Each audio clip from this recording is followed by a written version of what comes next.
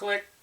Hello, huge movie fanatic Nate, stopping on by once again, coming at you with one of my famed movie slash Blu-ray reviews. Today I will be reviewing the movie and Blu-ray of The Public Eye. First I'll review the movie, share my thoughts on the movie, then I'll review the Kino Lorber Blu-ray release.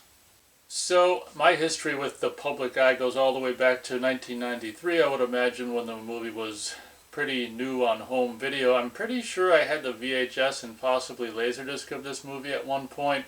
For a while there I was kind of a fan of it, although having revisited it for the first time in a long time, decade or more, I don't think I really watched it that often, and honestly part of me regrets buying the Blu-ray, but that's okay. It was only like $12 or $13, and hadn't seen the movie for a while and not so sure I should have got the Blu-ray, but I got it. Life goes on, whatever.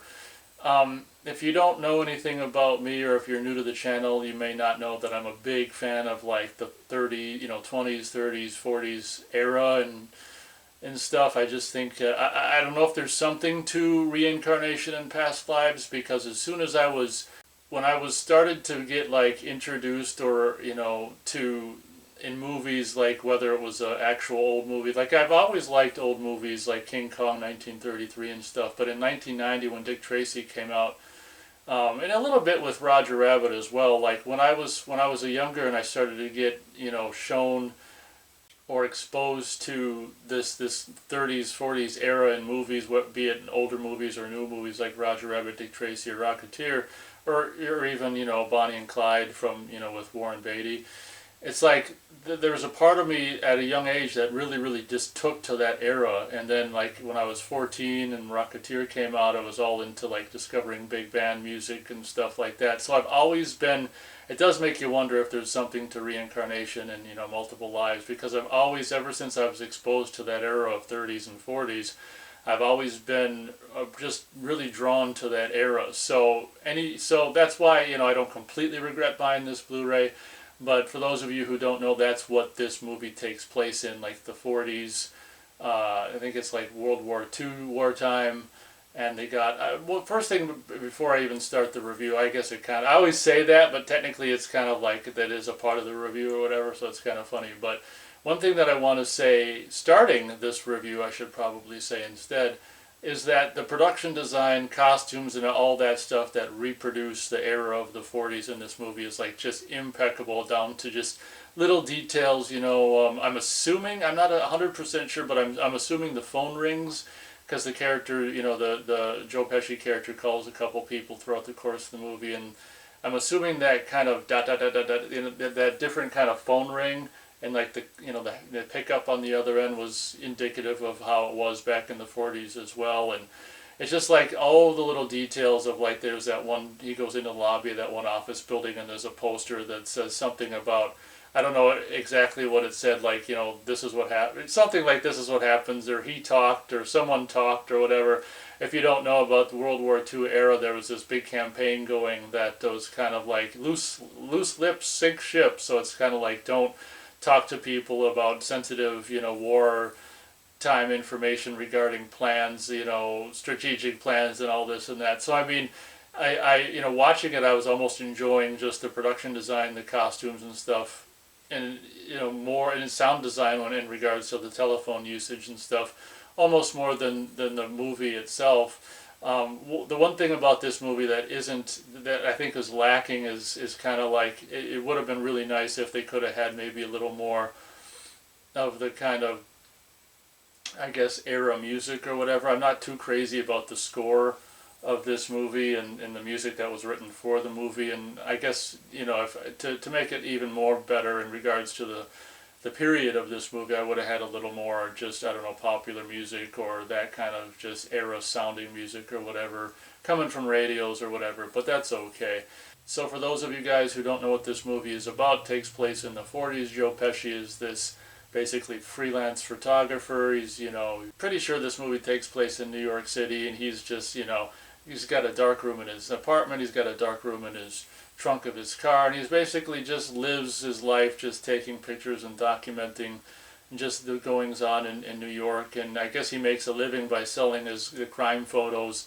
He's got, the police scanner in his car, which I don't know if it was something that people would have been able to do in the 40s or not, but regardless, he's got a police scanner in his car and in his apartment and stuff that's always on, so he's always got the beef on new crime, new murders, this and that. He's in with the hoods, he's in with the cops. All both people on both sides, the hoods and the cops, know him.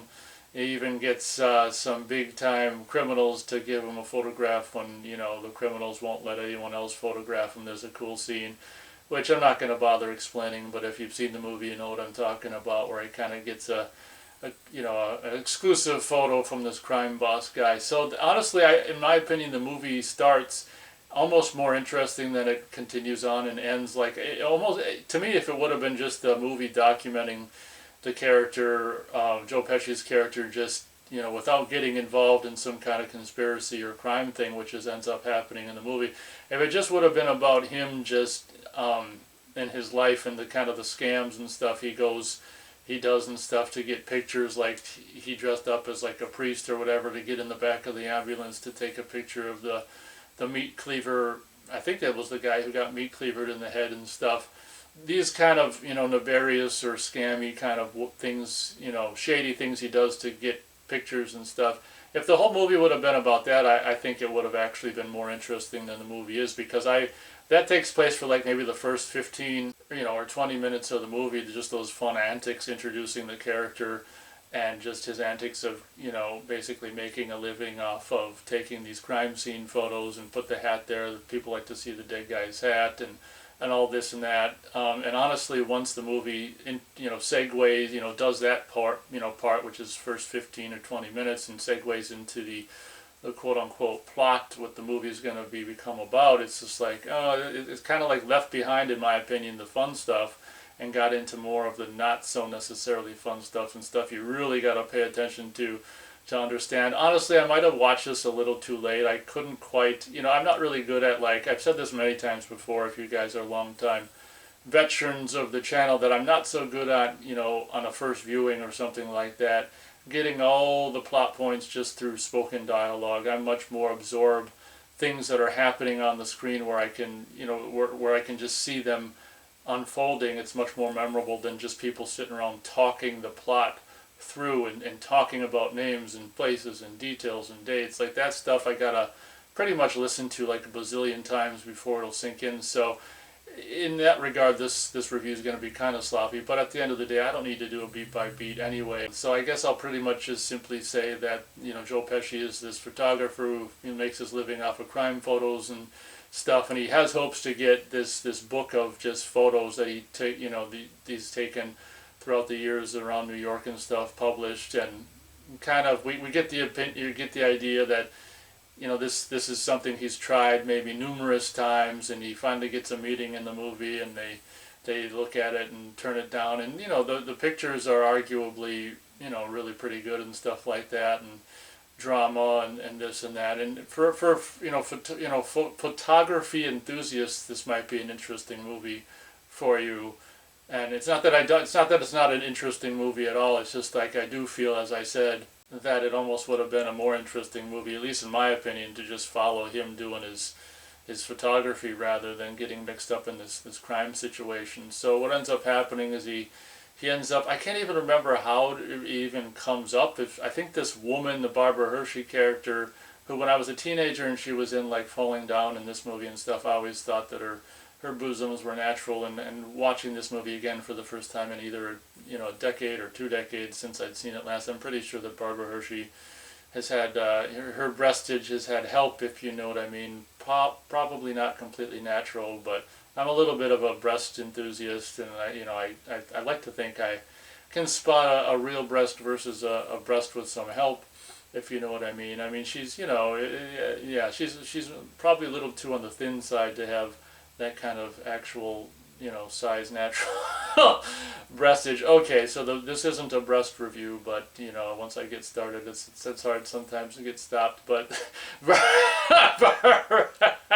Barbara Hershey is this, hot chick who owns this nightclub restaurant thing or whatever. And I guess it was once again, details. I'm not good on getting all the details on a first viewing or first viewing in several decades. So anyway, it doesn't matter how she's got this nightclub. She's got this nightclub, and I think there's some wonky things going on where she feels like she has to, throughout the course of the movie, I don't think we really find out till the end, but she has to participate in some shady stuff because she's afraid of losing the nightclub and stuff like that. And I think her character is the one who recruits Joe Pesci character to look into something, to some guy or something like that, to see if he knows these people or whatever. Honestly, the whole plot and what the hell really transpires in this movie just went over my head. Probably watched it too late, plus I can't necessarily understand a movie one viewing with all these spoken plot points and details. But what ends up happening is, to make a long review not as long, Joe Pesci gets swept into this, crime drama of intrigue and this and that and whatever keywords else that can be, said into that thing, which I was trying to say. And people end up dying right and left, and he ends up just getting swept into this mystery of, high crime, big powerful crime people and this and that. And I'm not even going to ruin the movie in case you haven't seen it, would like to watch it, but the end involves a kind of half-ass big event, not so big really at the end of the day, but it's really cool what he ends up doing. I can spoil this detail. Is there's this event that's going to transpire at the end of the movie that he gets wind of, so he's, he wants to get the photos of the century, and it's kind of cool. What he ends up doing is he puts like a camera with a timer on a roller skate, so during this event, which I'm not going to ruin for you guys at the end of the movie, he's taking pictures. He like rolls out this camera on a roller skate with a timer so he can get a picture of himself taking the pictures of this event, which is really, really kind of cool. So that's what I mean for like photography enthusiasts. This might be a fun movie to watch, even if you're not big on the 1940s era or whatever like that. But honestly, I did feel like, throughout the course of the movie, obviously it's kind of like, and I think it's even like, oh no, yeah, so someone kind of comments, not some cop or some other character in the movie, it's kind of commented about, and I'm sure Joe Pesci felt really great about this, assuming he saw the movie. Maybe he didn't even see the movie, but like obviously there's a kind of a little bit of whatever you might want to call it, sexual tension between Pesci and Barbara Hershey, and obviously, and that's another plot point that's quickly established. Is Joe Pesci's lonely, and he sees pictures of all these GIs kissing these women, outside of a USO, and it's just kind of like it's really early, very quickly pounded home that he's a lonely guy, and he's whatever age he is. So there's this, as Barbara Hershey and Joe Pesci characters continue to meet, there's a little bit of this tension, and one character even refers to him as like comparing him to like Quasimodo and not having a chance with Barbara Hershey. And of course, I don't know, it's like maybe the end of the second act or something like that. There's this scene that she shows up at his apartment for questions, or to ask him questions, or get his help or whatever. And I'm pretty sure it's implied that they smoochy face, and I'm pretty sure it's implied that they get it on, if you will, if I'm understanding correctly. But it's just one of those things where it's smoochy face and then like fade out to next scene or whatever. But I think it's implied that they get it on, which in a way good for the character. In a way, it's also kind of maybe not realistic. It's not a big deal, but so the end of the movie, without spoiling too much, all's well that ends well. He's all famous. There's this kind of cool thing where he's getting walked out of the whatever it is, police station or whatever the hell it is, and everyone's taking pictures of this guy, this hero that I can't remember why they regard him as a hero, just because he took photos of this event. I can't remember, or maybe I can't even remember why he's regarded as a hero, but it's kind of funny, an ironic way to end the movie where everyone's taking pictures of him and he's like, what's the matter, Boinsey? I think his name's Burnsy, and he's like, I don't like getting my picture took, which is kind of a cool line for the end of the movie. For a photographer, he doesn't like being on the other end of the camera. But what I do like about the movie is it's not like happily ever after with the Joe Pesci character and Barbara Hershey character, because it's found out at the very end of the movie that she succumbed, as I said earlier, to pressure, shady pressure from shady individuals or organization or whatever to participate, or either that, or whatever, to stay quiet or to do this or that. I can't remember how she participated. Maybe just kept quiet, or who knows, I don't remember. But that disappointed Joe Pesci, because he was sure that she was on the level, as they say back then, and turns out that she's not. So it's kind of a sour end at the end, between the Pesci and Barbara Hershey character, which I actually kind of like, because so oftentimes it's like, oh, the guy's the hero at the end and the guy gets the girl. So I did appreciate that aspect of the movie and the way it ended, where they got a one night stand presumably, but it doesn't go any further than that. And even this dame, who he thought was on the level, was tied up with the wonky, shady dealings as well. So I can go as high as, what the hell am I going to give this? Yeah, we'll just go as high as 2 3/4 stars out of 4 stars for the public eye. The first 15-20 minutes I was really digging, and honestly I was asking myself, why didn't I watch this more? And then when the rest of the movie kind of transpired, I was like, oh, that's why, because the first 15-20 minutes is fun, but then once it gets into the crime stuff, it's not ridiculously as fun, or at least in my opinion, but that's okay. And that's my review of the movie. Now on to my review of the Blu-ray that came out in 2020 by Kino Lorber. Taking a look at the special features, we've got audio commentary by writer-director Howard Franklin and film historian/filmmaker Daniel Kremer, and the original theatrical trailer. Should also be said, there's a collection of other trailers presumably put out on Blu-ray by Kino Lorber that, what I guess they kind of do, which is kind of appropriate and kind of cool, is when they put out a Blu-ray, then they'll put other trailers on that Blu-ray as well, of the same kind of genre that this movie is. So the other trailers that are included on this Blu-ray, in addition to the trailer for this movie itself, are other kind of, film noir kind of movies, whether they take place in this kind of era or not, like that one with Nick Nolte and those other guys, and Jennifer Connelly. I can't remember the name of it right now, but something or other falls, and other titles as well, even if they don't take place in the 40s or the 50s, just kind of the crime genre. So that's kind of a good idea, to put other trailers in the similar genre, kind of like, if you like this movie, you might like these movies. So that's always a pretty good idea of Kino Lorber to do that. Not having a lot of time, I didn't bother listening to the commentary, but it's really cool when they can get a commentary with the writer/director. I would imagine it's insightful, because it's the guy who wrote and directed the movie, so it might be cool to listen to his insight. I'm not the hugest fan of this movie, so the commentary doesn't really matter too much to me. I don't have all that much time in the world to do commentaries these days, but it is really cool that the commentary is included. As for the image quality, before I bought this, I looked at the review on Blu-ray.com, and it's what you'd kind of expect from a catalog Universal title.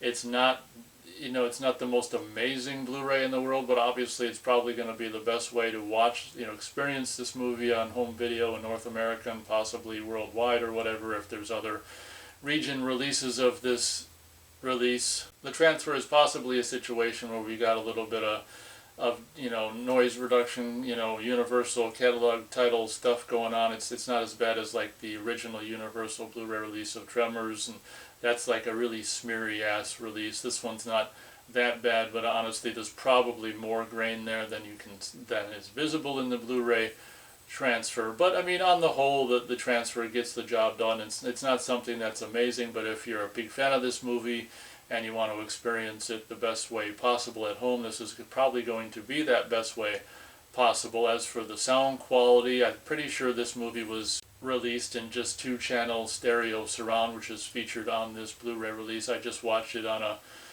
HD TV, and with a separate little stereo 2 speakers set up, so I didn't watch it in like surround or anything like that. But it sounds fine. Obviously, these movies are kind of fun from the early 90s, before they got into the, because this is just a couple years before, well, a year before, Jurassic Park, and a couple of years, 2-3 years before a lot of the mainstream A movies would end up being just, multi-channel digital surround and stuff like that. So this is actually some of the tail end of the big, huge, A-movie releases that aren't going to be, mixed and released in the multi-channel digital sound. This is still one of the, kind of one of the last films of the just stereo surround era, which is really kind of cool. I don't have any problem with that. I don't have a problem with mono movies or, even mono movies and stuff like that. So the sound is fine. Nothing to report that's a problem. An all-around decent release. Like I say, I think I got it for $12 or $13. If you're a big fan of it, I'm assuming, hopefully you already have it. Maybe you're a big fan of it and didn't know about it. If that's the case, now you do, and hopefully you can get it for a decent price like I do. If not, you can buy it from me for $50.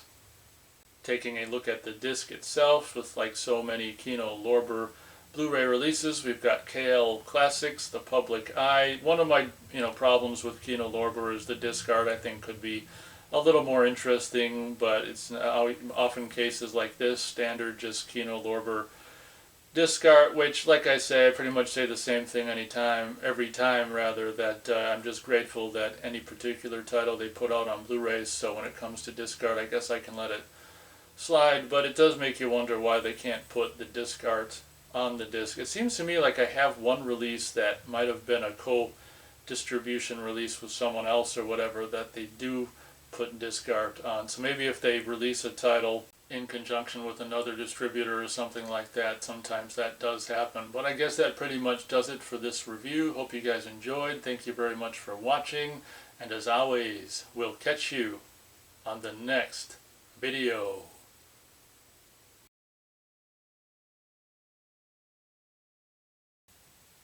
So without spoiling too much of the end of the movie, the Joe Pesci character does end up looking like he's going to get in trouble with the quote-unquote authorities, but then he gets saved, he ends up getting saved or whatever, found out that he's not, not in a bad